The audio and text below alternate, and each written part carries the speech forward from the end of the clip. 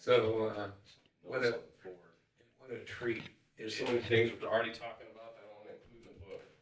Yeah, well, the whole Indigenous wraparound thing is it's one of the areas, I mean, prisons and elder wraparound, but the whole Indigenous wraparound piece is another area that hasn't been researched, it hasn't been really detailed. The closest thing to it is SAMHSA had a series of native grants, native focus grants, Indigenous grants. And some of those people had some really cool work. Yeah, well, right now there's I think there's a work group in California that was big, that kind of coming off the steering committee because they're trying to, support statewide certification wraparound.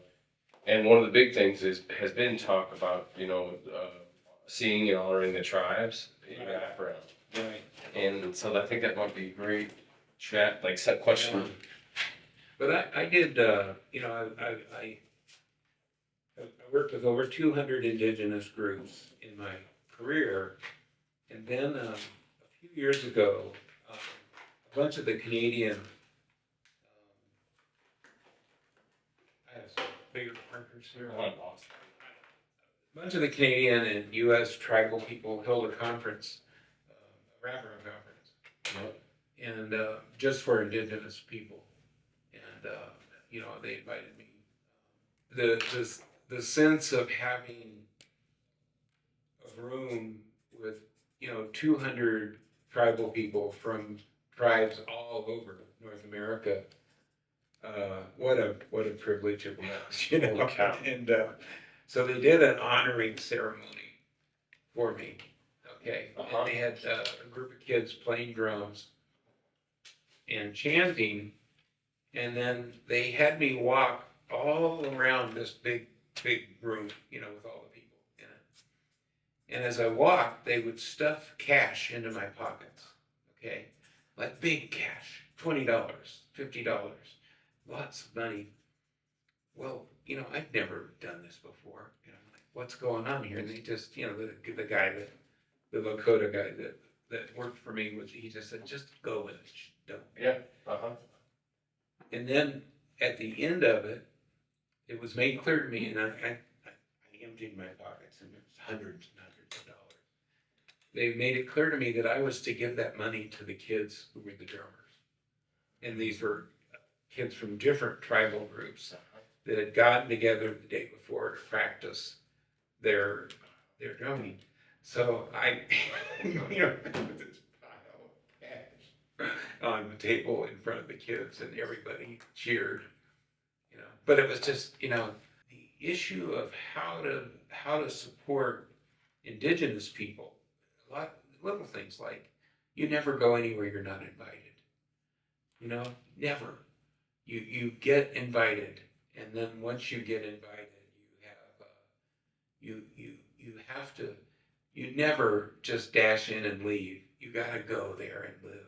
You got to spend the night. You got to, and I would go in 2 or 3 weeks early and get to know everybody. And then I'd come back and spend a couple of days in like I was in the upper part of Norway, working with Arctic peoples. And, but they're just so used to white people coming in and out, in and out, in and out. But so, I'd walk around the village and they're, you probably know they're the smallest of all humans, the small stature, 5 feet is normal height for a man. And they just thought I was the biggest person they had ever seen. But when I was working the Canadian Arctic, I'd fly from village to village to village in a mail plane, little, 2-seater mail planes. Word got out that the largest man on earth was coming to the village. Okay. So we'd circle the village, because the mail plane circles the village to let everybody know the mail's there.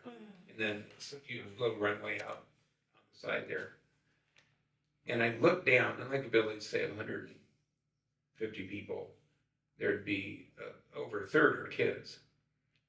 And I'd look down and I'd see all the kids running for the airstrip to see the largest man in the world.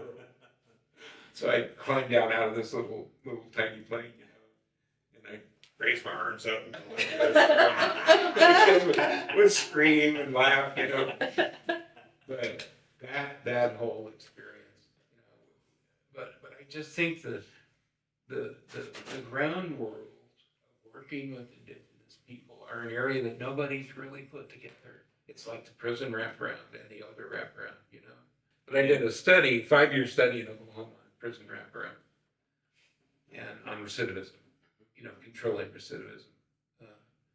Because California, for example, right now has a almost 65% recidivism.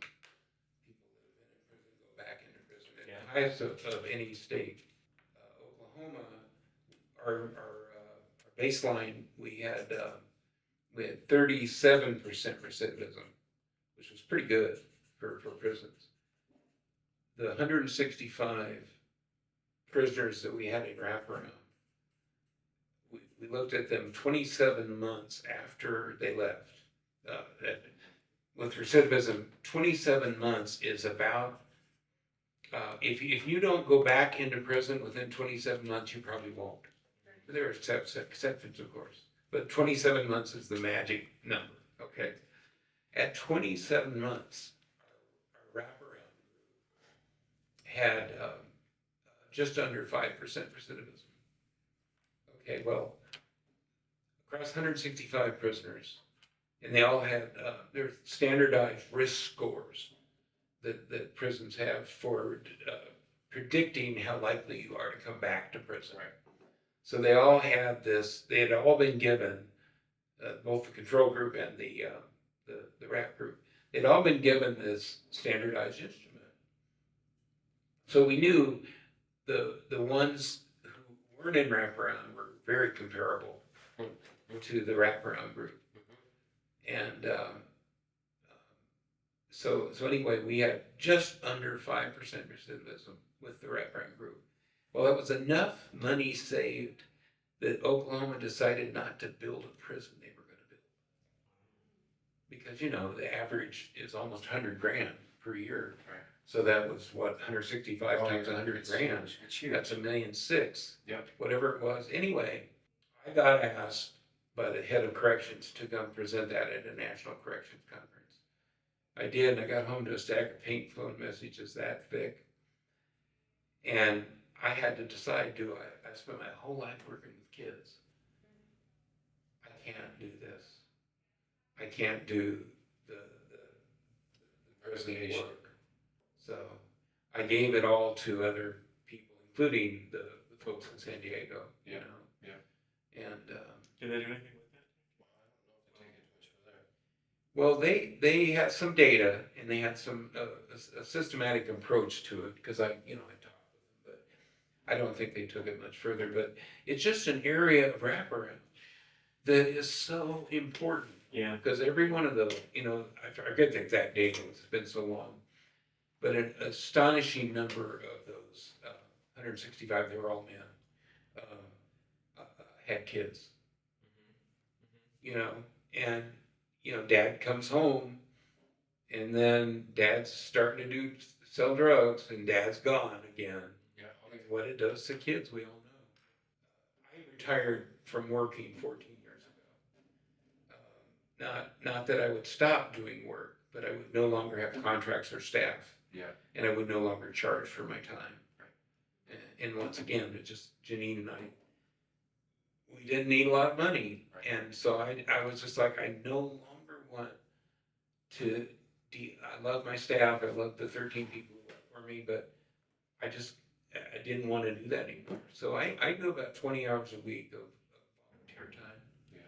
Yeah. And anyway, I was working on my doctorate at the University of Kansas in Lawrence, Kansas. And the state of Kansas had a program where they were trying to shift how the number of people that came into their state hospitals, the mental hospitals.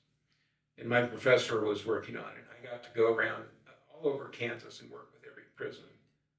And, excuse me, not prison, state hospitals, mental hospitals. There were 6 of them. So, and I got to know the superintendents of those hospitals and really enjoyed the work. But then Kansas got a children's mental health grant, one of the first 10 that the National Institute of Mental Health did. And I looked at that job and I said, that's me. And I'm going to do whatever it takes to get that job. And there were people who were applying for it that had PhDs and everything else. Here I am, just a grad student. So I started this campaign to get letters from each one of the superintendents all over the state, you know, and I got the job, and somehow, you know, and but it was a 3-year grant, and we, as I said, we finished the grant in a year and a half. Everything that needed to be done, and we focused on day treatment because I just felt, you know, if kids during the school day could get support and their parents could get support, that would be a place to start. And so we did day treatment. Part of the grant was doing day treatment programs, Wichita and Topeka and, the major cities. But they were very successful. At KU, my lead professor was Dr. Todd Risley, and he was one of B.F. Skinner's students. Okay, he had been when he was in grad school. But this was a behavioral program. This was, this is you're in timeout sort of stuff. So anyway, Dr. Risley saw what I was doing, and he said, "You got to start documenting this stuff. You got to start writing it up." Well, we had no research money. We had, the NIMH had research grants. They weren't for people like us. So anyway, Risley shared with me a way of doing what he called socially valid indicators, a method of evaluation that could be done very inexpensively, but was very powerful. And socially valid meaning, you remember all this stuff from grad school. I try to forget it. But, validity is really two major areas. One is, are you measuring the things you should be measuring? Out of everything you can measure, Correct. What are the most important things you're going to measure? And then the second thing is, are you doing it in an accurate way? Can you defend your data collection against anybody? Okay, because any research in our field is going to get challenged. The psychiatrists, the therapists, the people that earn their living with just doing outpatient, they don't like this wraparound stuff. I mean, they may now, but back then they didn't. So anyway, we put together some socially valid indicators, just a real simple set. Then I got the job offer in Alaska. They asked me to come up and consult with them, and at the end of the first day, they just said, "Look, we'll be honest. We want to hire you." And so I called my wife from the airport and just said, "What would it take to convince you to move to Alaska?" And she just said, "Let's do it." So we hired Carl Dennis, who you all know. Have you all heard Carl speak? Oh yeah. Yeah. But we hired Carl Dennis to come to Alaska. He'd been recommended by a program in North Carolina that worked with juvenile justice kids, and Lenore Behar called it Wraparound. Okay. And so when Carl came up and started sharing with us, and he used a model called unconditional care, which is, you guys all know this, but he just said, what we do, we take a kid and we get flexible money, and then we do whatever it is they need. So after a while, he came up and started helping us thinking through this. And I have been ordered by the governor of Alaska to return all the kids who were in placement all over the United States. And the reason was oil was $45 a barrel. Alaska went broke because, totally dependent on oil revenue. So there was no money to fund kids in Brown School in Texas, It was just like, and even in 1985, 86. These kids averaged over 60 grand a year per kid. Well, now they're a couple hundred. Yeah, no, I'm imagining back Yeah. then how expensive that was. But that was huge money. Yeah, huge back So anyway, then. That's like quarter pops were like 15, 25 cents, yeah. So anyway, I get a note that Todd Risley, my professor, who's from Alaska, is moving back to Alaska. And so I flew up to Anchorage to meet with him and told him what we were about to do. And, he said, I've never seen anything like this before.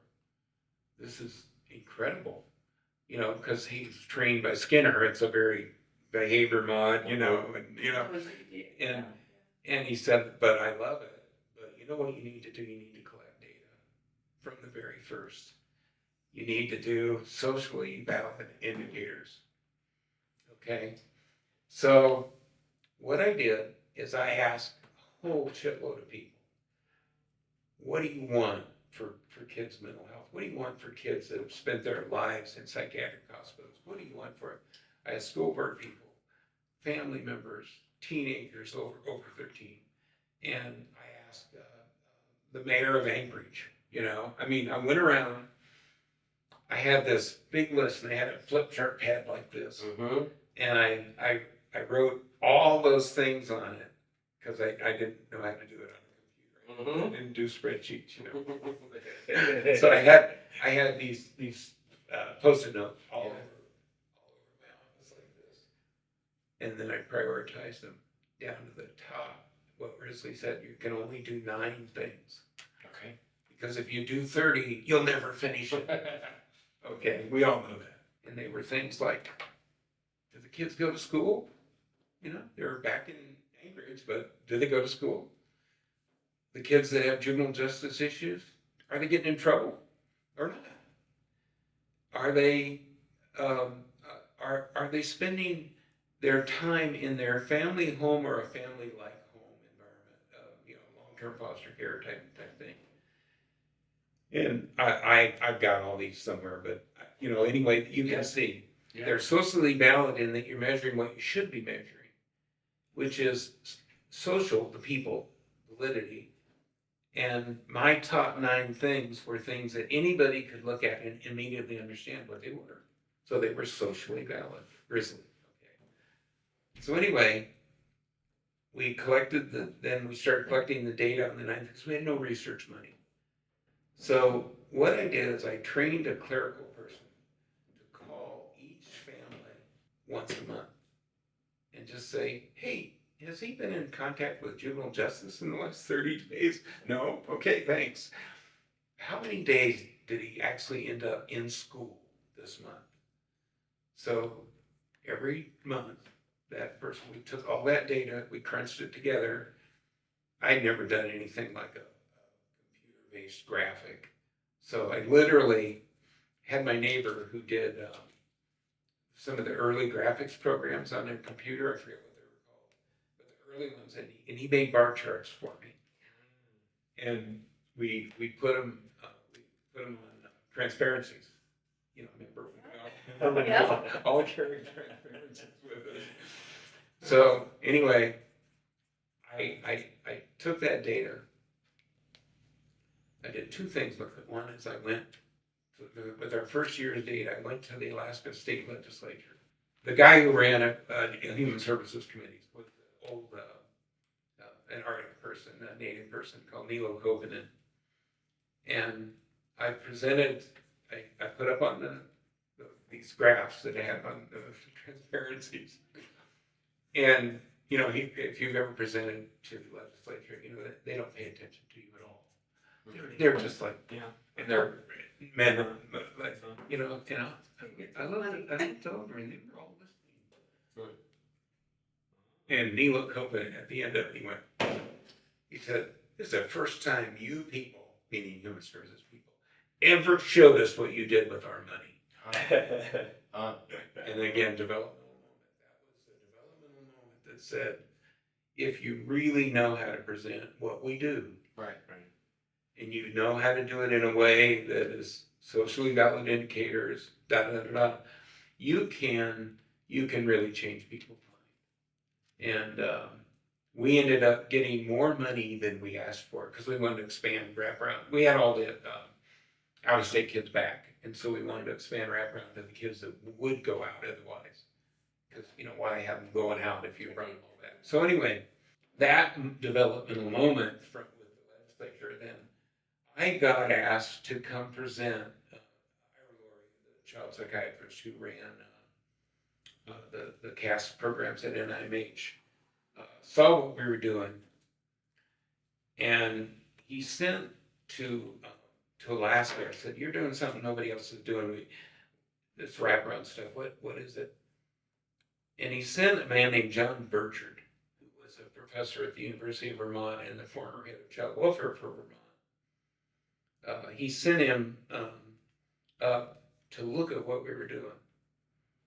So I and John and I clicked, but I took him around.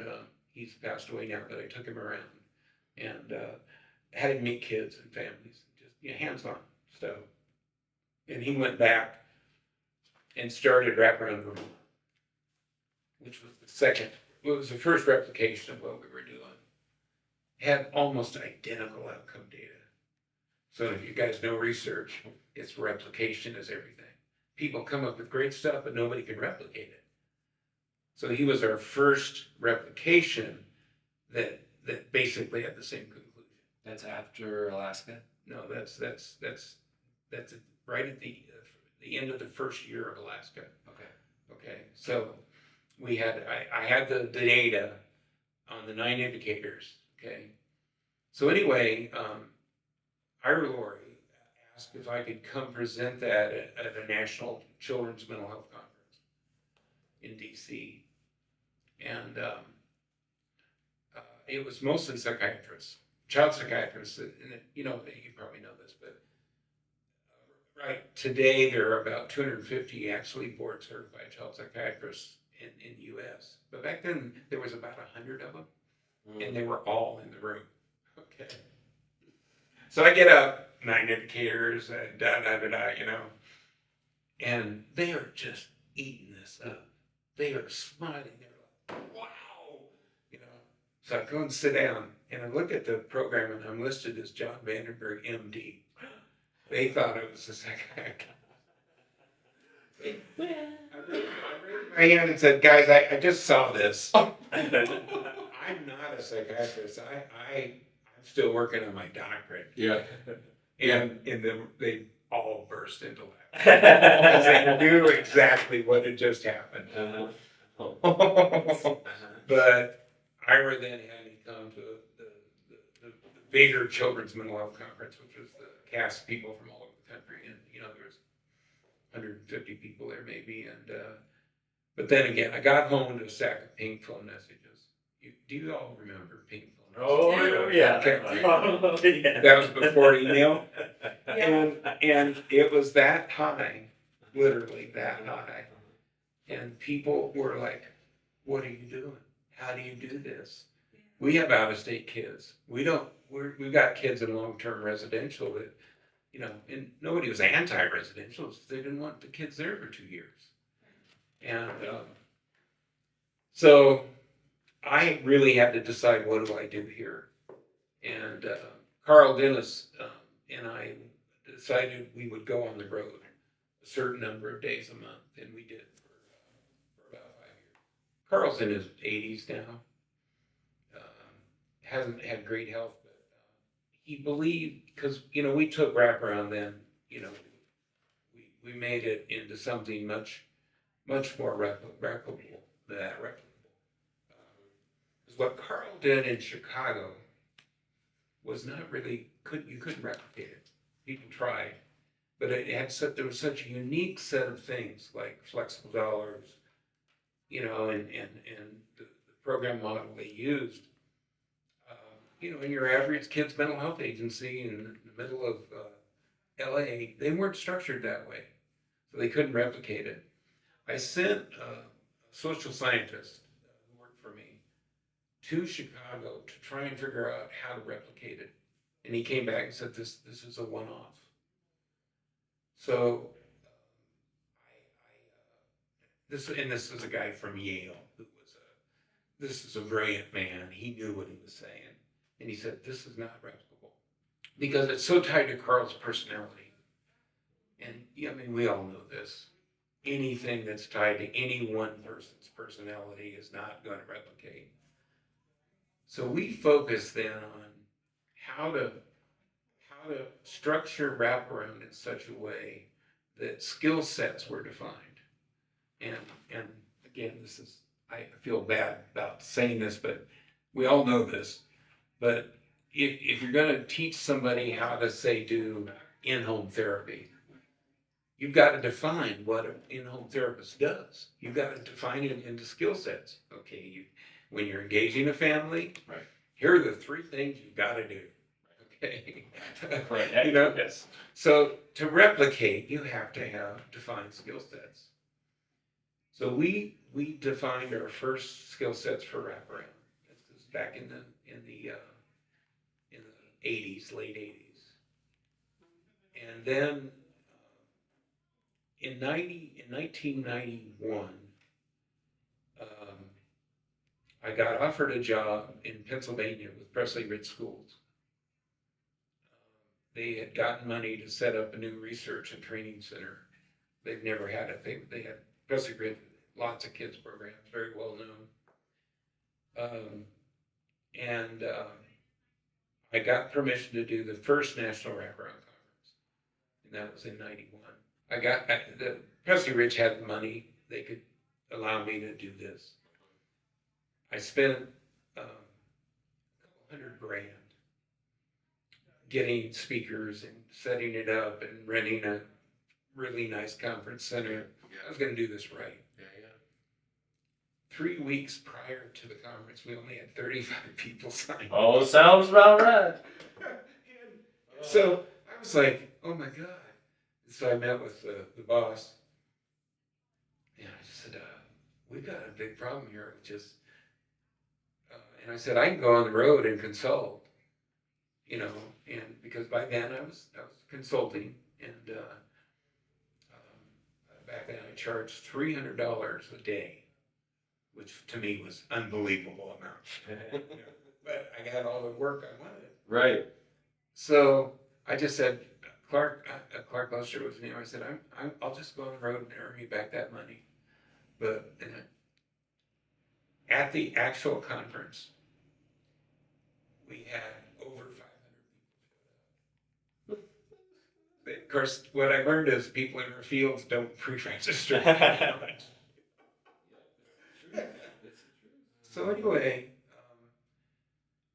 they showed up. I had Bob Friedman, who was, I hope I'm not just telling stories here, okay? Bob Friedman ran the Research and Training Center for Kids Mental Health in Florida. It was the first federally funded research center on kids mental health. And I love Bob. He's older now, but still alive. He's on Facebook with me. But Bob is the most boring speaker you've ever met. I mean, he just monotone, But because he's Friedman, right. Everybody loves him. Right. So we had him do the keynote to the conference. And again, I'm unbelievably shocked that all these people are there. Yeah.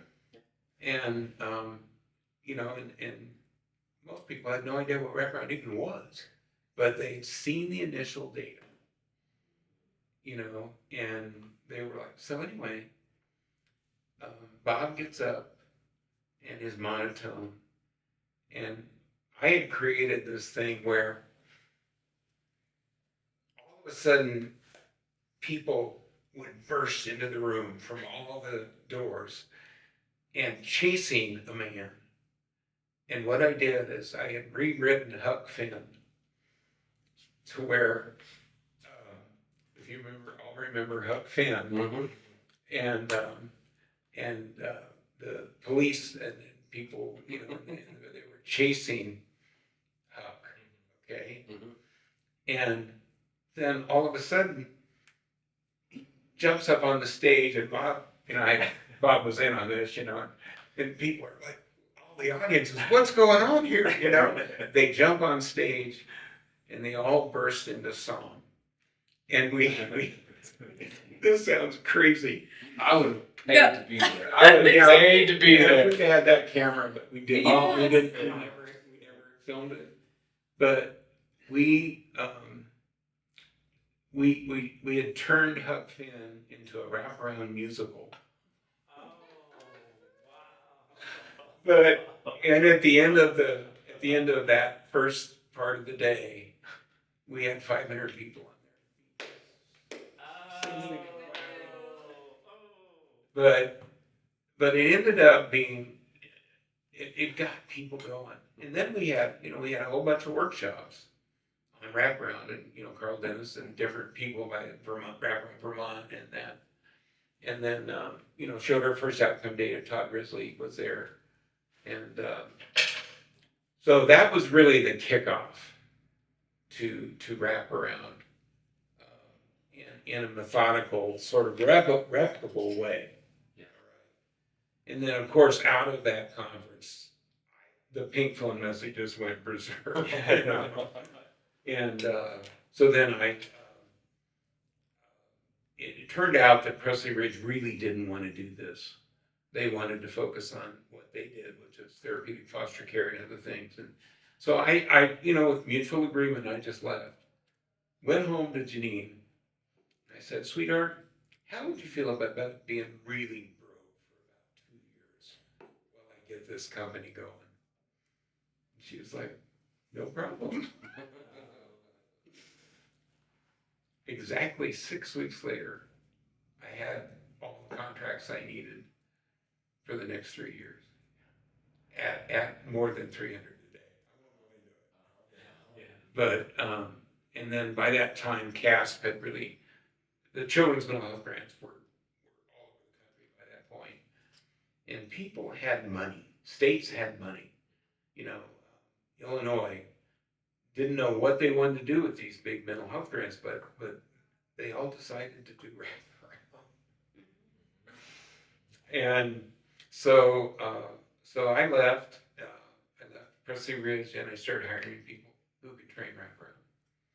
And they had to be really good in front of an audience, and they had to have an instinct for wraparound, even though they didn't really know it. They had to look at it and go, that's me. That's like we were just talking about a while ago. So I collected this group of staff. Patricia Miles out of Oregon, and Mary Grealish and John Franz and that, and then we got all the people who were by now innovating wraparound, and I brought them all to Pittsburgh. Not just the people who worked for me, but all the people, the most influential people in the country doing wraparound. And we said, look, this is great. We're all working as hard as we want, but it is going to go away in 10 years. It'll be a flash in the pan. And so, and again, how did I know to do this? I don't know. Of course, yeah. What Tracy's talking about, you're just going with this deep gut. You can call it God, you can call it whatever, but that's what I was going on, And so anyway, we then proceeded to do this. I started teaching everybody Todd's 9 indicator thing, I'll have to send you the open table 9 indicators, because we've been using, we grew open table from 1 state to 37 states using 9 indicators. And again, so, and I've written up how to do the 9 indicator stuff. I have all that. So anyway, we decided at that meeting that wraparound was too precious to have it be a flash in the pan.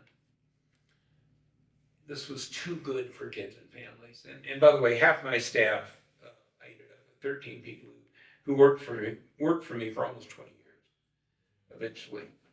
But half of them were family members. And I had a couple of 23-year-olds who had been in wraparound as kids, as teenagers. So But we began a methodological approach to replication, which was two major things here. Number one is coaching. Okay, now I don't need to tell you guys all this, but just Well, give you you the can history. say, it. Come on, pretend like you don't know. Give them the history. We said, look, if people are going to learn these skills, there's got to be a method for teaching them in a large scale way. That means you create a bunch of coaches nobody's going to have the money to hire new coaches. What do? You take supervisors and teach them to be coaches. Now, I was presenting Wraparound at a federal conference at that point, and I said, there was like 500 people in the auditorium or whatever it was. I said, how many of you are supervisors? 2/3 of the room raised their hand. They're the only people that other states would pay to go to a conference. Right. So anyway, 2/3 of the room raised their hand. I said, okay, how many of you feel that you were systematically trained in how to be a supervisor? And then I explained strength-based supervision to them. I said, how many of you? There were like 6 hands in the whole room. Okay. So I went back and said, okay, that's one of 2 things we're going to do to have Wraparound not be a flash in the pan, is we're going to have coaches. Okay. By that time, Wraparound Milwaukee had been established, and it was one of the early replications of Alaska. And they were taking juvenile justice kids out of facilities and bringing them back to the community. And an incredibly brilliant group of people. That Pat Miles from Oregon was their consultant. Do you know Pat Miles? Yep. Oh, yeah. But I mean, completely, again, just brilliant person who's driven not by money or fame. She's driven by, this is the right thing to do. Change. Yeah. And So anyway, Wraparound Milwaukee had data, and they had gotten federal research money. They actually got the big, $250,000 research grants. So they had a really tight empirical evidence. And then, we had good replications of Wraparound that we could now say this was it. So, however, I still felt like it could just all go away once the federal grants were over. Any federal grant that goes away, people go, okay, well, what's the next one? You all know this. Yeah. So I said, have we really truly defined the skills of Wraparound? First is supervision and coaching. But do those coaches really have Wraparound defined in a way that you could really say, okay, when you do engagement, here are the 4 things you got to do. When there's a crisis, to have a crisis plan, what do you have to have a crisis plan? What are the 4 things, and I always kept it short. And we proceeded then to define skill sets. And at that point, the backlash against that was huge. Because people all over the country were saying, well, Wraparound, it's passion. Right. It's what you love to do. Right. It's families, and I said, yeah, but if it's going to not just go away, Right. we've got to have it in a methodical way. So we then, Jim Rast and I met him when we were doing Wraparound training in Kansas. And again, he looked at Wraparound and said, this is what I want to do. He was just the children's mental health supervisor for the bottom part of Kansas. And so eventually, though, we partnered and formed John VanDenBurg. Jim is the single smartest person I've ever met in my life. However, he's so smart, people have no idea what he's talking about. He just, but to do what we needed him to do, which was the research, and then to define the skill sets in a methodical way that met scientific muster. Okay, the Risley stuff was great, but eventually the feds are going to want something more, and that's what Jim Rast. He had a doctorate in experimental psych. So we partnered up. I took a bunch of money out of our bank account with Janine's permission, and he put a bunch of money into it, and we hired some really great staff who could then, we could teach these things, skill set definition, strength-based supervision, and we started doing trainings at Red Rocks in those areas. And like I said, we did the first one, never had to even put an announcement out. It was just word of mouth. People would show up. I was one of the people trying to go. Well, again. And that was, it was, and it seemed intimate too, It was great because we had a limit of like 30 people. It was a spectacular place to train in. And so anyway, that kind of is the background here. And then, I quit working with Jim after 12 years because we were done. Those two major things that everybody was doing strength-based supervision. Everybody was doing skill set definition. We were done, and I wanted to. I just wanted to focus on things that I could do that were interesting to me, that I didn't have to have contracts or charge money for or have staff. Yeah. So fired all the staff. I didn't fire them, They were devastated. But I just said, I'm sorry, I'm 60 years old. I just can't be on the road anymore. And I just said, that's it. And I because Janine and I are so damn good with money, I didn't need to earn money. So that was 14 years ago. It's the last time I charged anybody for anything. And the exception is Open Table. I helped Open Table get grants, and I do make $1,000 a month from them because in the grants they have to say they hired me to do stuff, and it works fine. I like $1,000 to show up. But I've done, every once in a while I would do a small money contract. But for the most part, I don't even think about it anymore. I get a lot of requests for my time. And I bet I get, every week I'm getting at least 5 to 6 calls from all over the planet,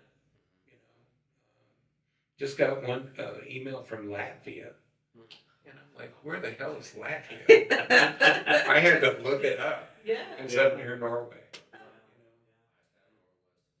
I was somewhere last week and kind of just talking about this a little bit, and they were like, if you could get some more video footage. That was in Victorville, I think, or San Bernardino. They were asking. They were excited to hear about us putting some stuff out. Possibly. So now, and I recently did a podcast with the Wraparound people at the University of Kentucky. Conan Green, and he actually lives in Washington State, but Conan was the person who really led Wraparound in Montana. But he's working as adjunct professor or something like that in Kentucky, helping them do their Wraparound training work. Then, of course, you have Eric. I tried to help. Eric was a grad student for John VanDenBerg. Yeah. And so I met him in Vermont, when he was a grad student. And but anyway, we worked together all those years ago. But I don't really work with him at all, other than to offering supportive. Yeah. Sure. They'll get a new article out, and I'll write something about the article or whatever. And what he's doing is much more focused on the science end of things. Yep. And again, I'm all for that. Yep. But that's not necessarily what people Or how they can relate to. I mean, that's Right. the struggle. It's That's kind of right. like what you're talking about with Jim Rast. There's got to be the balance of how it can be related to what they're actually That's right. trying to accomplish and That's do. right. There's got to be the tie. That's right. Well, But he's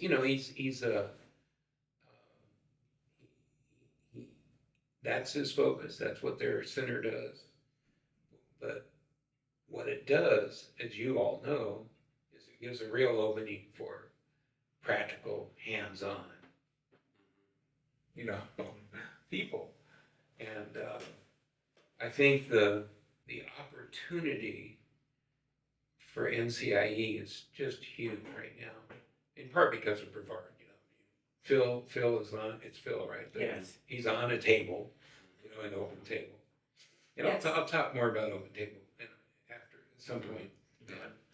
I wonder, when you talked about the skill sets being developed, right, and this idea of like we want it to be toss out the pan, right, and about how some of the community may have felt this like, oh, we're losing some of the individualizedness of it. The passion. Yeah. But then also I'm thinking, okay, there's one example, and then I'm thinking about like same thing with like as we use the work tools, right, to evaluate and like push out, some of the wraparound in the same way, or the skill sets or training. It's the same thing for me. Some people they're not getting the hands-on. You might get this part, you might be able to do the fidelity tools, but now do you understand what we're really trying to do here?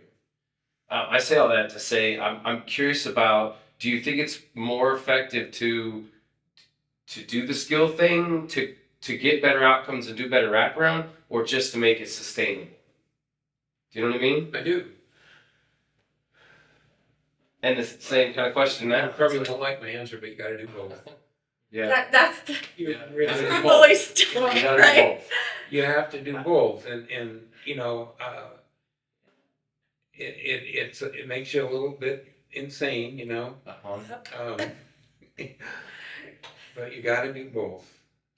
And for me, I think this comes in I would go back to the people that you're choosing too, right? And some of the work of how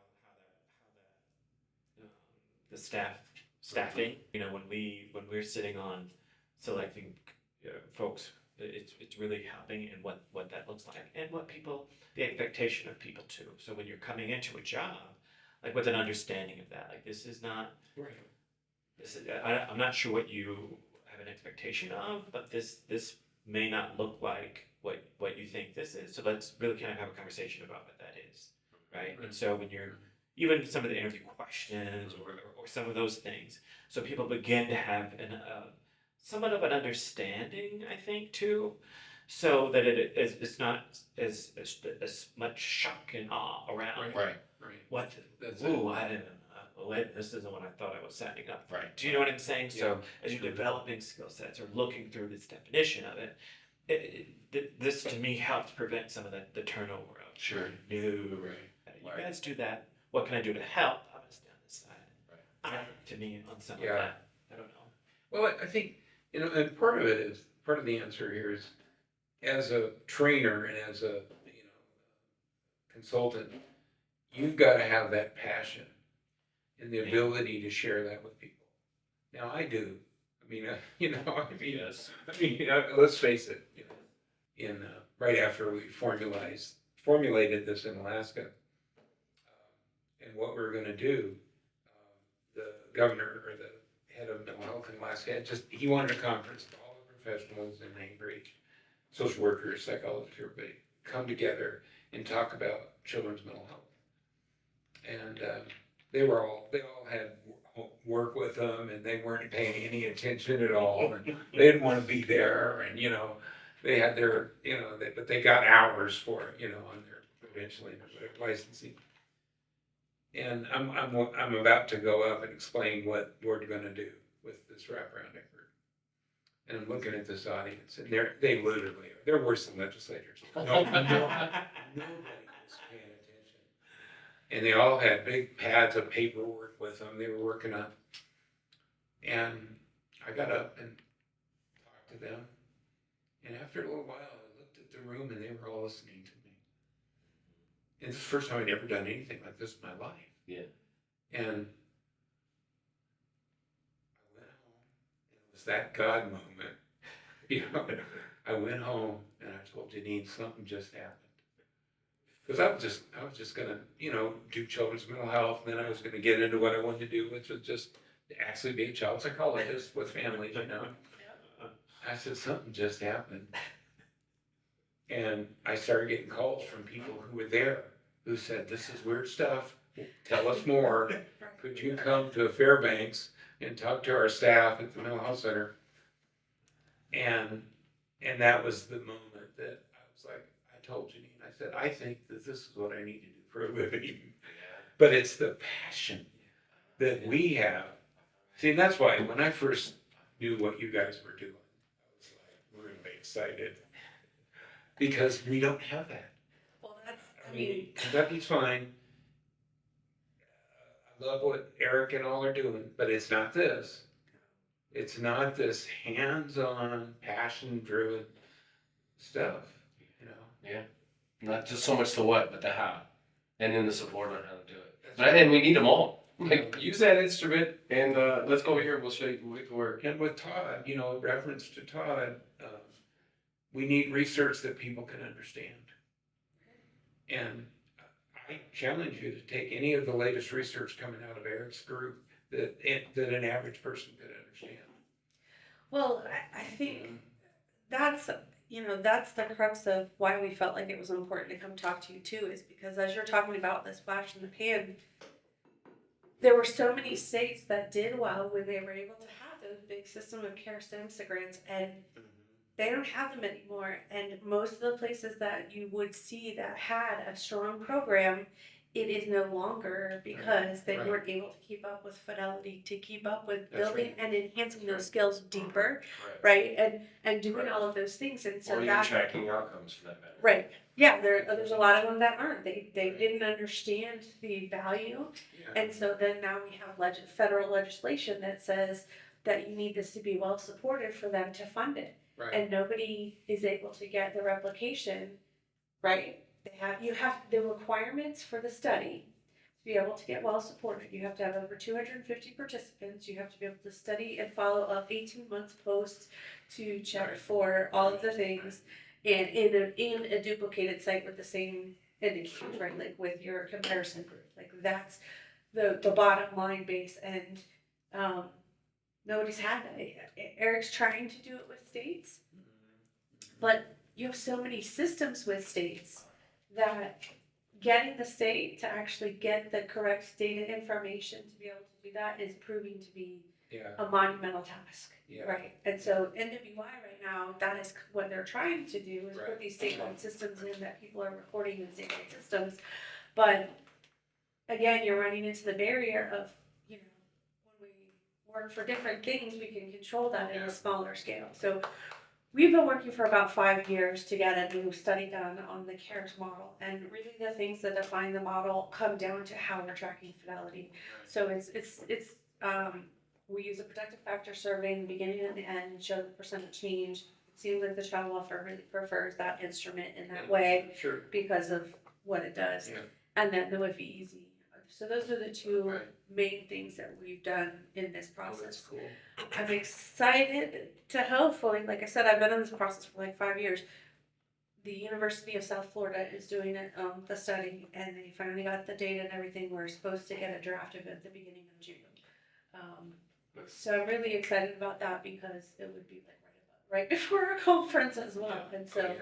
it's Wow. that, and they believe Conference. they looked at a technical review of all of our materials and everything, and they believe that this will get it to well supported. They've done a couple of other studies Wow. on kinship care and some other Okay. things, and so they're very familiar with what that takes, and they Yeah. believe based on all of that we should have that. So, but yeah, but that's important because, so for example, we have replication sites that we're working on in Alaska, Montana, South Dakota, San Diego. San Diego has, it always kind of comes down to this funding. So we do do this back and forth. Like, how are they getting the funding to support? The numbers for prevention when I started used to be always wraparound's the right thing to do, prevention's the right thing to do to keep families together. But when we talk to legislators about dollars and savings, it was 1 to 5. I just so for every dollar we spend in prevention, we're saving 5 in the federal foster care system. that number I just redid for Phil to go to legislator this year in the state of Florida. And that number is now for every dollar we spend on prevention, we're saving $9.40. Wow. Every dollar. And it just gives And me, how many kids? Like, just, it gives so- me goosebumps. right? And to Wow. see that Wow. the right thing to do, right? Wow. But also, if you can understand what this, Right. what the potential savings are, so let's put those dollars into that prevention so that we Right. can, but you know, that's Right. constantly a, And that's, and again, it's that the average person could understand that. Right. You know, Right. that statement, you know. Yeah. Yes. You know, Picking up that theme there. yeah. because if you are too high with, like, you know, I mean, and it's what we do with Wraparound, we have to meet them in the conversations where Yeah. they are with that, right? And that's kind of what we're talking about, that we're excited for the conference, is all of the things that are changing. Like, I'm right about the age that I don't really want to do more technology wise, right? Like, I'm comfortable. I don't need to know this, right? I don't want to. But my eyes have recently been open to, it's not necessarily about my comfort, it's about how can we help our families Yeah. and the youth that are coming up through this period, because it's happening whether they have access to it or don't. So how are we helping get access? How are we helping open this space so that Empowering they them. can be successful Yeah. in that? Because they need, like, there's so many ways that they could be successful that might not require a degree in this area, right? Yeah. Because of learning all of these things. So Well, I didn't think about families in the sense of connectivity, or like in the sense of natural community supports, right? right, We have many of our families, even in some of our communities, let's say live in rural areas and, you know, may not be able to be connected or do the things that they need, right? So it's about, how do I access support? And then some of it is in the computer or these things. I immediately go back to when my grandma, and I'm about to age myself, so I would think of putting this on any cameras, or, but when she used to talk into the voicemail, right, instead of it was a machine. If you can hear me, you know, I know you can hear me, pick this phone up. And we used to die laughing because she thought it was a box, but it was like in a, you know, it was, now we know, like in a cloud of some sort. But she's screaming at it because I know you can hear me. That's how I feel now with some of the technology and stuff, right? But it's helping our families stay connected and understand this stuff so that they can, you know, be not just competitive, but be connected. Connected to the things they do, connected to communities or stuff. We all saw it in COVID. We all had to do it in COVID, right? Yeah. You know, I remember the white paper that John did that helped us understand how we could even do wraparound. You know, we were in the middle of implementation to doing that. Those things were extremely helpful doing and being able to still connect and do as we learn. So I think it's all of that stuff that we're talking about when we say, how do we evolve? How do we stay doing this work that we love to do in a way that's still effective and important? Yeah. So. Yeah, and dipping into the, you know, the whole empirical side of it, the research side of it is important to do, but we don't necessarily have to do that. You know, there are people who love to do that and who we can do that, but to be able to encourage them and help them. Jim Brass, after I quit working with him, he took the wraparound skill sets that we had, it was like less than 20, and he made them to 160 some. Because he's just so smart and he did it, but nobody could understand it. I started getting phone calls. Did you see this? You know? But I think, you know, that for NCAE to have the ability to, you know, that's why I think some of these new areas are just so exciting that people haven't done before. The opportunity in this world right now to get grants to do them is bigger than ever, because the recidivism is killing the states. right. It's killing them. And you probably know this, but the federal corrections people, the people who manage that part of it, have a series of grants focused on recidivism that states can get. They're not huge, but you know, $100,000 here and $100,000 there starts to add up. But to be able to come in and help with the recidivism issue, is a huge issue. Nursing homes. People, my parents both ended up in a nursing home. I did a wraparound plan back when they were in their farm, western Colorado, that we eventually lived in. But they were starting to age. They were hitting their mid-80s, starting to have trouble being there. So I went back and just did a wraparound plan with them, and just said, "What do you guys want? What do you need to what do you want?" They both immediately said, "We want to stay on our farm," and so we did. I just shared with my brother and sister, my brother and sister are like this. Okay, we are really close. So everything we did was together, even though they lived in other states. And we kept them on the farm for 4 years past when the adult services had said they needed to be. But eventually it started to get unsafe just due to dementia.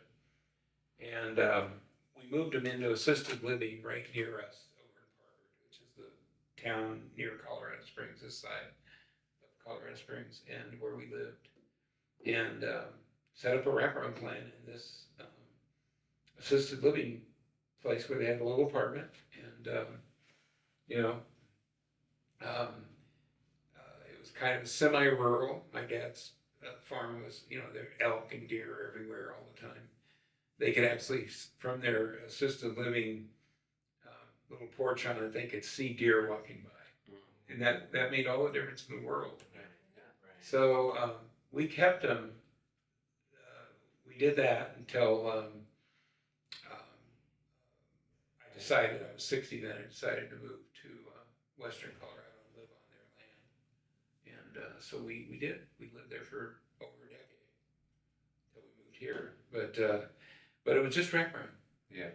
It's just simple stuff, And, so eventually though, they really need to be in a nursing home. My dad primarily. So I went to the nursing home, and they said, I went in to look at the room, and there were 2 twin beds, because they always had dual shared rooms. I said, wait a minute, my parents have never not slept together in the same bed. This is not going to be good. We can't do this. We need a queen size bed. This room will hold it. The director said, oh, we can't do that. We don't allow that. I said, excuse me, I'm showing up here tomorrow morning with a queen size bed that's brand new. You won't have to worry about anything. No, I'm showing up with a queen size bed, and you need to have those beds out of that room. And she did. So they were there though. They did really well there. Even though they had dementia. Yeah. But it was just wraparound. Yeah. It was just basic wraparound stuff, Yeah. And and then eventually my dad died there, and just 92 years old. He was just old. But mom was pretty healthy, and she was able to live in a less restrictive than a nursing home. Yeah. So we moved her into a less restrictive option. My grandmother's 84. I got to see her last week. It was pretty awesome. 84, wow. She still lives on her Where's she at? property. She's attached mountains. Wow. So my uncle's got a couple acres there. So she has a little small studio house. Jeez. And I got there and she had me brownies made, and helped me mac and cheese. She stayed up hanging out until like 11. Then I slept on the couch and she sleeps in her little chair. She woke me up, made sure I was ready to go at 3 o'clock, and got me on the road. I'll show you a picture of her. That's so cool. But I think elder wraparound. Yeah, I was gonna ask you, what about other areas that you've seen? Yeah, And what I was referred to the New Mexico Men's Wellness Organization, and it's the largest men's support group in the country. And they're primarily New Mexico. Well, there's a lot of different places. Yeah. So, but maybe we can take a break. I wrote down over here that my just piled list of question would probably get. One was like CANS integration and TCOM and all Yeah. that whole framework, kind of the same kind of thing.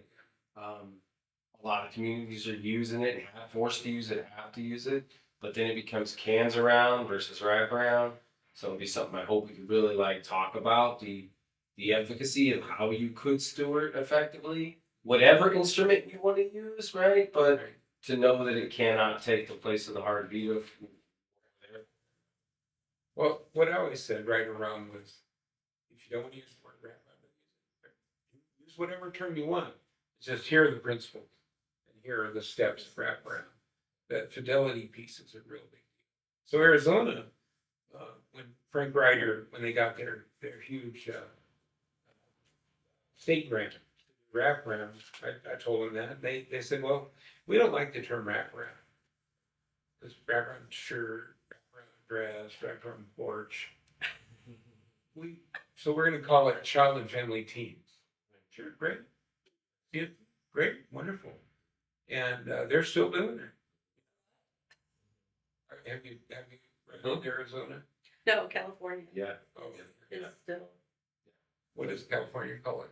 Well, California has CFT and wraparound. Oh, right. Okay. Right, and so the CFT is take out persistence, take out the community-based, more still system of care, wraparound ideology, and CFT. They're trying really hard. It was supposed to be, but never disseminated right.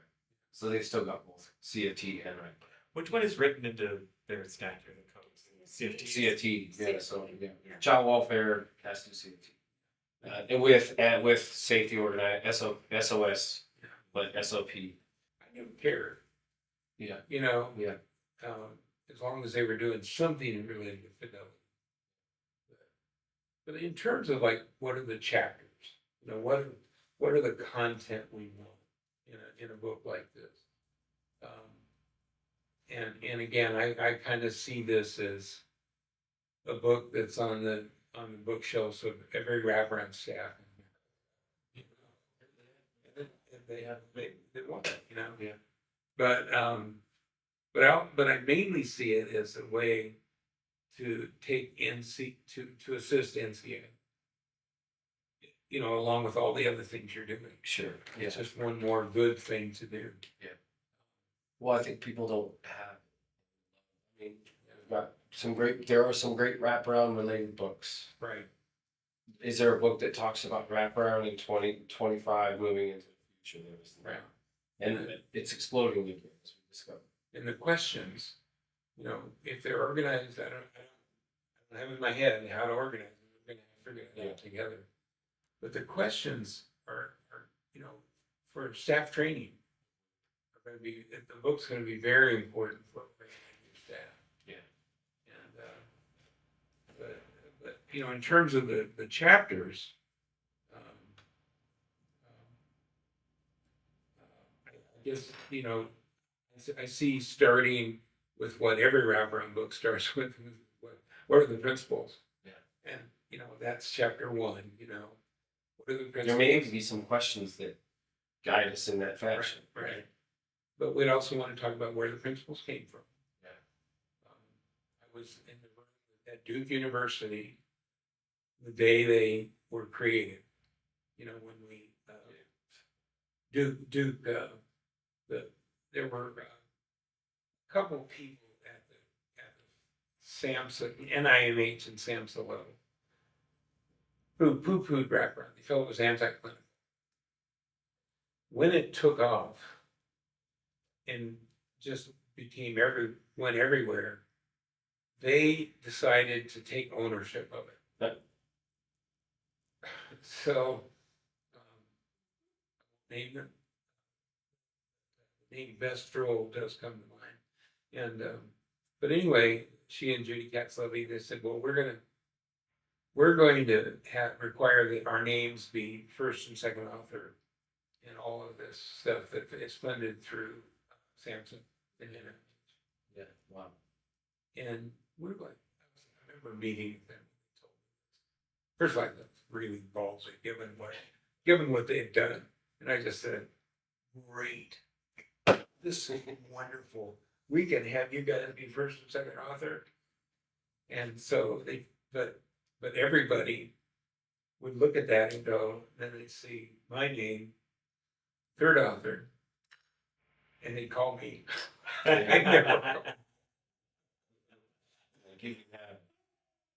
But I really see that first chapters of this book, where did Wraparound come from?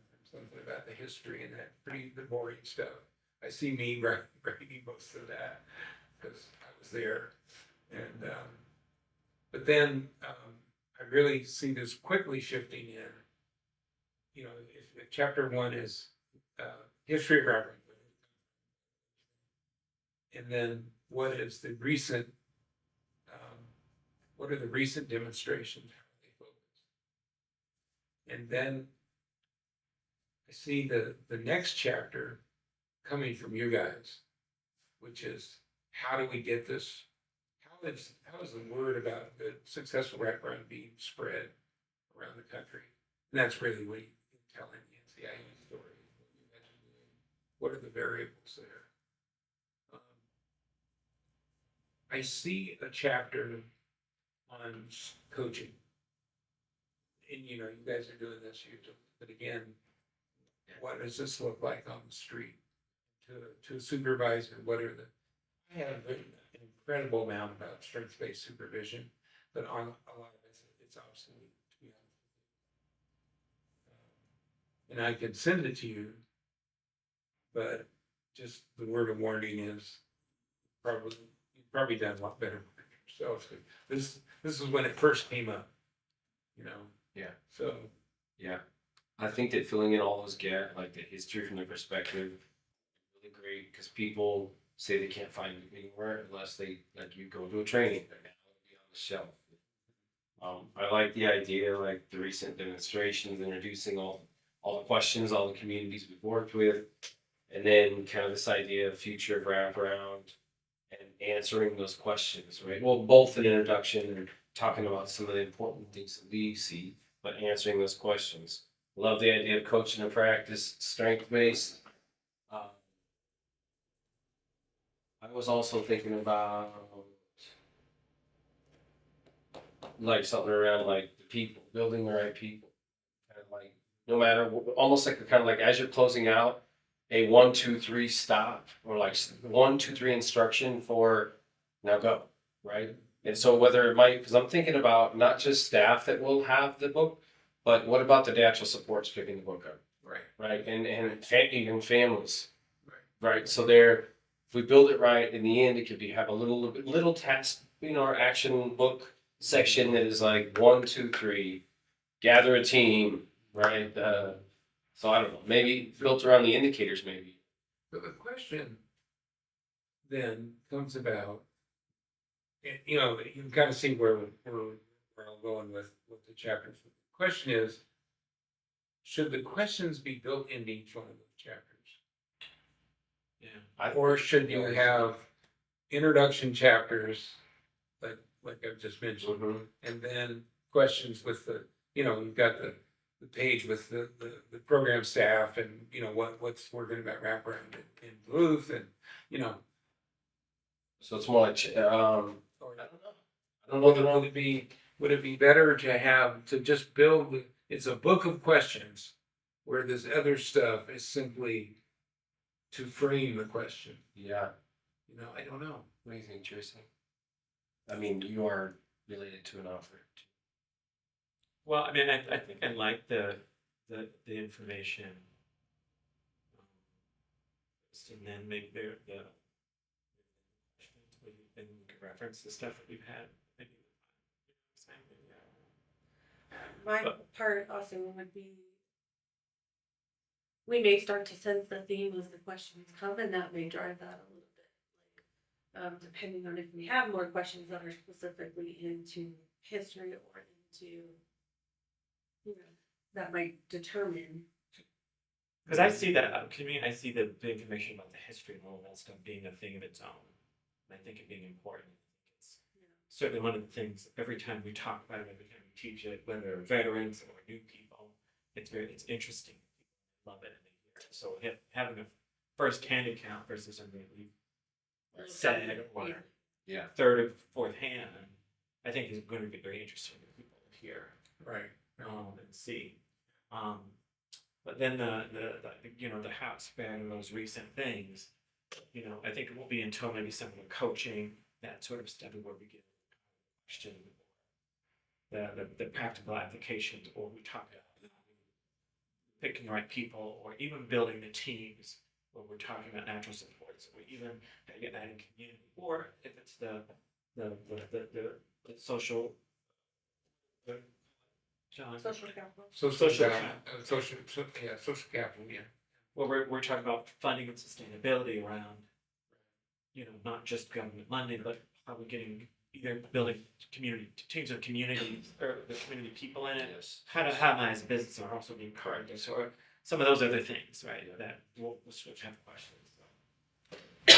As you were saying that, I kind of also can see, visually how there would be like history principles, and then I could see where, like you said, then it becomes more of a interwoven. But I could see a supervisor saying, "I only want you. I know you don't have time to do the whole book, but I want you to go to page 47, which is chapter 4, and they're going to talk about answering these questions or this barrier." So I do like the idea of there being more, instead of just having a chapter and just going through all the questions. I like it, even if we kind of even if the first 2 sections are more not question related, Right. but then we get into like more conversational around the content, so coaches could use it, because coaches will be using it as a book for practice support. Because I think too, one of the interesting things to me about history and principles, I think the stories. Yeah. Right. Yeah. They're I call them text box stories. Yeah. They're engaging. It draws you in. It gives life to this thing that we've all known or heard or lived. I guess the question I was going to ask today was just to evaluate books obsolete. Okay, now, one of my children my son that's an author, he really feels that books are obsolete. That's not the way people learn it. I don't agree with it. I said, no. Yeah. I have, I was, I don't know how to say this, but when I started to read, when I was in 1st or 2nd grade, I read as a speed reader when I started. So I didn't know any other way other than super fast reading. So, I once my brain recovered enough, I read an average book in an hour. I read very fast, but I've always read that way. That's the way my brain works. But we have a Larimer County. This county is the 2nd wealthiest in the state. So the thrift stores and the Habitat for Humanity stores all have the best book sections. Sounds elitist, but if in wealthy places they buy books and donate them, so the books in the book part of the thrift store are the best you can imagine. Yeah.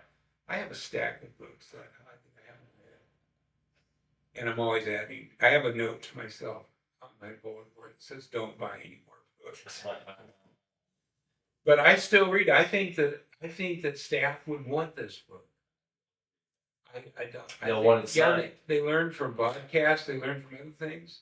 I think we're gonna have all of those. Yeah. So I think one of the things we're gonna think about is like in tomorrow, is to go. Maybe we might move the room around a little bit. Now we've kind of been in here. It's perfect, but to get to set up like a real podcast, we might talk a little bit more about what we talked about today. Sure. But we might set up a 20-minute clock and do podcast number 1, 2, and 3. Sure. Absolutely. So I agree with you. I think that the book is, and for me, it's also like vinyl. Vinyl in a way. I know. I remember people dumping their right, and guess what's back, right? Because I think that it will. This will. I mean, I think people will want. But I think too, having a practical tangible thing that people will Yeah. want to be able to use. That's right. So whether I can get it, I mean, so if it's only this piece of, I'm gonna want to use them because Yep. these are questions. These are things that I'm gonna use either just my own, just to make it better. Yep. Because they're practical solutions to practical challenges that I'm having right now. Yeah. Or if it's, I don't know, it's works. It's something that that's gonna help me Right. that I need. So if I'm new, What's doing it, reflection sections too? yeah, whatever that is. I don't know. It's digital, something that Yeah. I need, that I want, and that's what people are getting. And when we look at it, think veterans or people that are trying to do this practice better. They're gonna have, these are the things that they're struggling with. Yeah. When people come to us, right, they're looking for solutions to this issue. They're trying to do this better. So if this is what we're asking for, these are questions that they're going to get. Well, when people are looking at the programs, right, these are the ones that have been successful. What are they doing? Right. So I think, that could be true in some areas and genres, but for what we're doing, this is the video of the man that everybody in their training shows or talks. They're going to want to see this, or they're going to want to hear what's happening. These are the people that we Google or talk about wraparound training. This is the people that are doing it. Right. So I don't know. I think there is a market for something like this. So, and just kind of going with what you're saying right now. I mean, the whole idea that I had of doing the picture of the program, asking, we might just highlight a group and not try and do one for everybody. Because there are going to be questions. Let's say on the principles chapter. Let's say we have a principles chapter. Somebody's going to they're going to have a question saying, what if tightly clinical people believe that wraparound is a threat to them?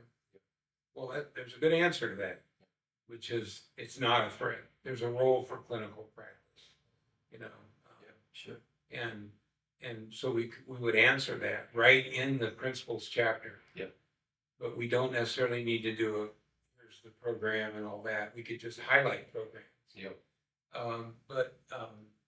Have a thank you section, community of practice right now. Learn more about them. Yeah. But I think what you're saying makes a tremendous amount of sense. Because they're going to want to use that. They're going to want to be able to you got a new staff person who's really struggling with listening to families. We could interview some families who have been in wraparound. How did it feel when you were really driving your team? Yeah.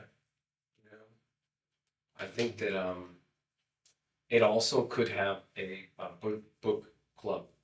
So we could offer a book club after it launches, and we could do let's say we give people 5 weeks. We do a 5-week book. So then we bring people in. They would read it, right, and we would meet regularly to reflect on it. Oh, And we would invite you in. That's cool. Right? We'd all do it. We would do it together. that's cool. And I've seen those book clubs be kind of like an offering that you buy the book. You can also get the ticket to the book club that meets once a quarter. And now we've got community collective learning. Yeah. I really like the idea of kind of having like a reflections throughout the Right. book, your own little section. And at the end, having like a 1, 2, 3 action plan, start here. Right. I do think that we could have some digital archives. I think that, this is all. And we'll do a couple podcasts about it, right? That'll go along with it. And how do you see those tied in? So similar to like if you just buy the book, you can buy the one book, or you can buy the book plus the digital package. The link, like a link to Yep. to a web. Okay. Yep. Yeah. I did a golly. I did a book. Oh, I know what it was. It was my family history book. Oh yeah. I wrote with my cousin. Yeah. Well, we put a link in there to where they could listen to me talk about some of the Dutch origins, and they could click on it and then they could, you know, use Yes. YouTube, watch that section. Yep. It's the first and only time I ever did outside of just printed book, Right. you know, What my hope is to create a digital archive, right? right? And so it's Right. not, it's written, we've got this. Yeah. To have, you know, us reading the book in our own voices Right. for as an option and is something I would love to get to. Wouldn't it? It would be. But I love the book club idea, because first of all, you could be you could live in New York City and be in a book club with somebody in San Francisco. You know, so that it's creating this cross system.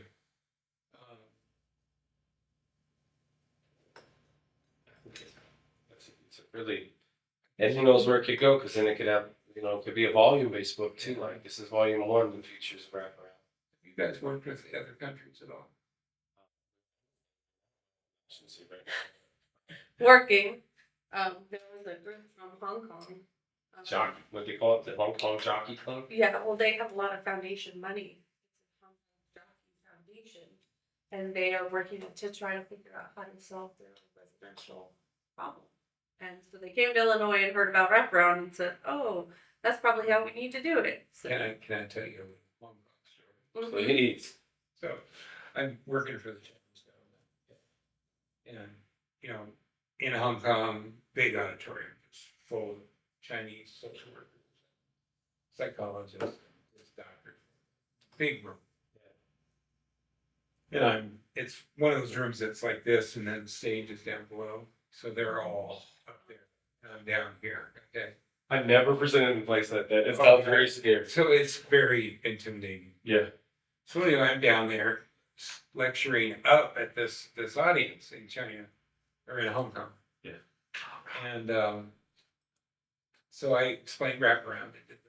So all of a sudden, a Chinese guy in the audience stood up. He said, Dr. VanDenBerg, I'm Dr. So-and-so. I'm a psychiatrist. He said, so I don't want to. You know, 25 years ago, we listened to people like you who told us to build residential treatment centers. And now you're telling us to shut them all down. Is that correct? The whole audience just went berserk. They just laughed, and you know, and I laughed. And Yeah, I mean, what do you say? I said, well, Dr. So-and-so, you absolutely nailed it. But it was true. Yes. They built their residential programs, and now they're going broke with them and having lousy outcomes. If you work with people in China, they're empiricists. They're prove it or lose it type of people. By the way, I'm flying into Hong Kong, and I have a contract with the Chinese government. Hong Kong was my first stop. Cab driver picks me up at the airport. He turned around and he said, "You should eat more vegetables." Just to say it how it is. But Tell me how you really feel. But I'm out on the streets, where on the weekend, in Hong Kong, and I was a giant to them, and whole families would come up and want their picture taken, and it got to where I couldn't even get 100 yards without that happening, and so it rains in the summer. It rains every afternoon. Monsoon rain, they call it. So I'm sitting on a bench under an awning out of the rain. Taller Chinese guy comes, sits next to me, and they always know if you're from the US. You can tell in a second. And it was when Bill Clinton was president. He said, we started talking. He said, really broken English. He said, "Is it true that President Clinton sleeps with lots of women?" And I thought, here I am under an awning in China, and you're Can't get away from it. they're worried about Bill Clinton's sex life. great. But I love working in. But you talk about a different culture. Oh my God. But they are empiricists. Yeah. And they would love this stuff. They would just love it, you know. I don't remember exactly which agency, but they were connected. I think it was through Chapin Hall. I'm pretty sure, to one of the places in Illinois. And then when they started hearing about wraparound, where they were being trained and what it was looking like, that's when they reached out to us and were like, we're getting a couple of things in place. We have to get through this second kind of round of funding about what it's going to look like, but this is what we really think this is going to, like, finally understand this is what we need to do to get this under control. But with the basics here, which is we kind of understand the direction we're going with this. Yeah. And do you see, are you comfortable with the idea, just you being the boss, are you comfortable with the idea? Well, it's true. I know. You're the director. I know. Sorry. And while you give you a minute to breathe and think, I started curating just random questions about wraparound. This means I don't know who they are, I don't know where they are, I've also started gathering those questions. But I mean, because some of these are just silly, but I'll just show you some of them we're lining up. So it's like, what is wraparound? How to incorporate wraparound into my community-based organization? What are the values? What do I do if the family partner misses the meeting? Let's see. Some of these I'm just filtering because they're just absolutely nothing. They're silly, but what do I do if the family's sick? I mean, some of this stuff is just random, right? But there's some more deeper ones. This is just a random question page, and I'm getting like, there's 141 of them on here. But what do I do if the parent doesn't want to follow through with the court order from family maintenance plan? How to develop trust with the family and youth after services have let them down? How to complete a safety plan with crisis interventions? I'm almost to the top here, so I'm trying to grab some other ones. I won't read that one; it's not appropriate. How to integrate family-driven planning process across siloed systems? What are the modern day life domains and a crosswalk with those CANS domains? What does wraparound look like working with the SOGI diverse community moving forward? And what does it mean fidelity practice? Right. But where is going with this idea of doing it this way, and four of us, and da da da da. Are you going to have any trouble selling this within the bill? No, Will they see this as a good thing? I think we should stop recording. Well said. But it's an important question. Have you guys worked with the other countries at all? Working. There was a group from Hong Kong. What do you call it? The Hong Kong Jockey Club? Yeah, well, they have a lot of foundation money. Hong Kong Jockey Foundation. And they are working to try to figure out how to solve their residential problem. And so they came to Illinois and heard about wraparound and said, oh, that's probably how we need to do it. So, Can I tell you? Mhm. Please. So I'm working for the Chinese government.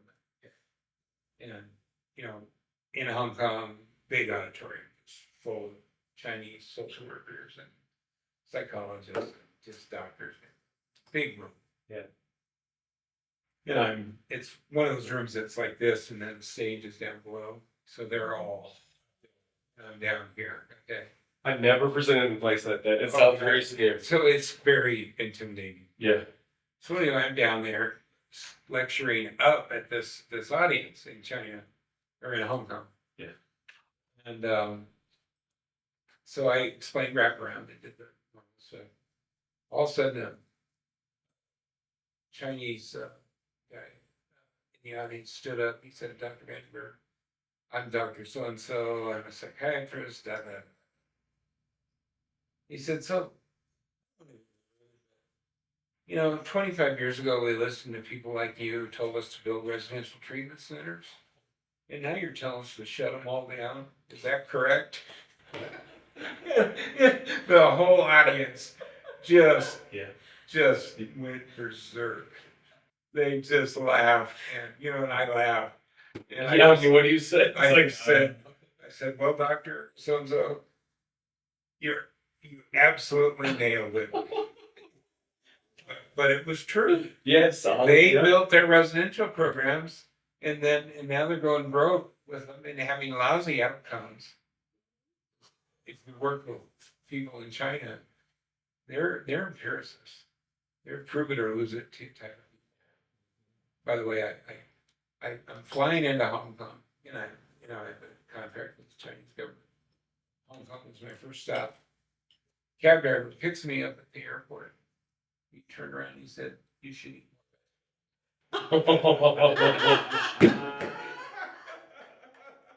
just gonna say it how it is. But Tell me how you really feel.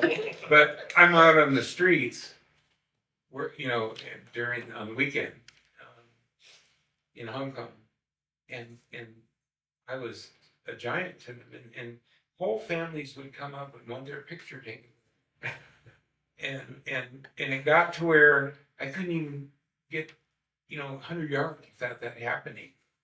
But I loved working in Hong Kong. But you talk about a different. They are empiricists. Yeah.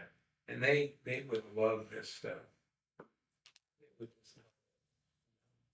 I don't remember exactly which agency, but they were connected. I think it was through Chapin Hall. I'm pretty sure, to one of the places in Illinois. And then when they started hearing about Wraparound and where they were being trained and what it was looking like, that's when they reached out to us and were like, we're getting a couple of things in place. We have to get through this second kind of round of funding about what it's going to look like, but this is what we really think. We need to, like, finally understand this is what we need to do. But I loved working in Hong Kong. But you talk about a different. They are empiricists. Yeah. And they would love this stuff. I don't remember exactly which agency, but they were connected. I think it was through Chapin Hall. I'm pretty sure, to one of the places in Illinois. And then when they started hearing about Wraparound and where they were being trained and what it was looking like, that's when they reached out to us and were like, we're getting a couple of things in place. We have to get through this second kind of round of funding about what it's going to look like, but this is what we really think. We need to, like, finally understand this is what we need to do.